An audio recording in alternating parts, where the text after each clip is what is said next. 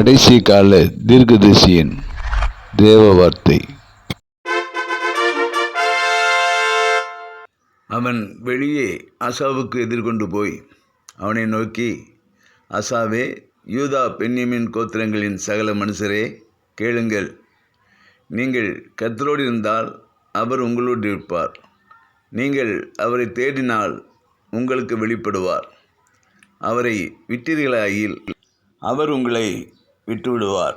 2 நாளாகமும் 15:2 தேவனிடத்தில் சேருங்கள், அப்பொழுது அவர் உங்களிடத்தில் சேருவார்.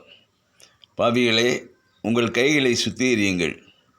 இருமனமுள்ளவர்களே, உங்கள் இருதயங்களை பரிசுத்தமாக்குங்கள்.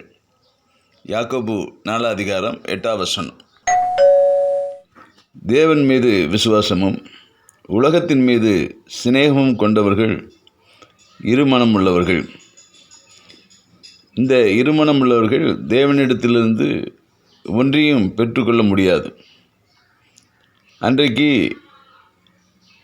யூதா ராஜாவாகிய ஆசாவையும் யூதா பென்யமீன் மனுஷரையும் பார்த்து ஒரு தீர்க்கதரிசி சொன்ன வார்த்தை, கர்த்தரிடத்தில் சேருங்கள், அவர் உங்களிடத்தில் சேர்வார்.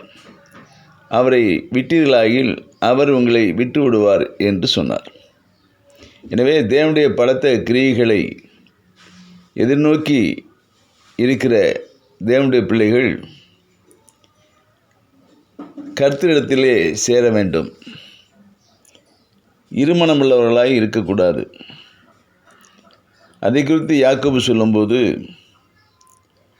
கர்த்தரிடத்திலே சேருங்கள், உங்களை சுத்திகரியுங்கள் என்று சொல்கிறார். ஒருவேளை இருமனமுள்ளவர்களாய் உலகத்தின் மீது பற்றுடையவர்களாய் நாம் இருப்போமேயானால், நாம் தேவனிடத்தில் சென்று நம்முடைய பாவங்களை அறிக்கையிட்டு சுத்திகரிப்பை பெற்று ஒரே மனமுள்ளவர்களாய் தேவனை உறுதியாய் பற்றி கொண்ட விசுவாசம் உள்ளவர்களாய் இருக்கும்போது தான் நாம் தேவனுடைய பலத்த கிரியைகளை நம்முடைய வாழ்க்கையிலே நாம் காண முடியும்.